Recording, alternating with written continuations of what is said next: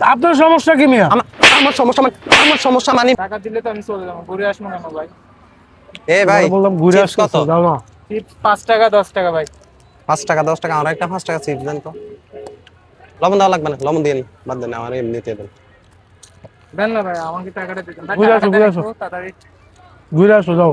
কি ভাই ঘুরে আসবো ভাই? আমি আপনার টাকাটা দিলে আমি আরেক জায়গায় যাবো ভাই, ঘুরতে ঘুরতে। তোমারে বললাম না আধা ঘন্টা ঘুরে আসো। ভাই আধা ঘন্টা আপনার জন্য কথা বুঝছ না তুই? ভাই বাকি আছে 50 টাকা ভাই। আছে আছে। তুই কথা বুঝছ না? যা ঘুরে আয়, যা।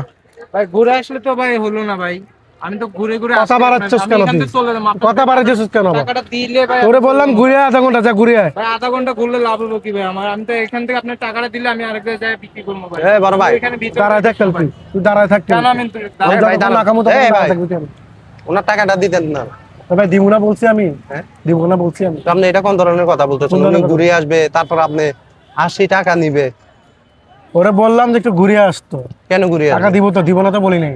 তো এখন দিয়ে দেন। তাহলে ও দাঁড়ায় থাকুক, খাক, আমি খাই, যতক্ষণ না খাবো ততক্ষণ সে।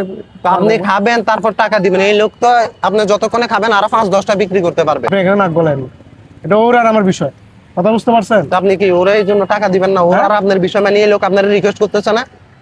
আপনার সমস্যা কি মিয়া? আমার আমার সমস্যা মানে আমার সমস্যা মানে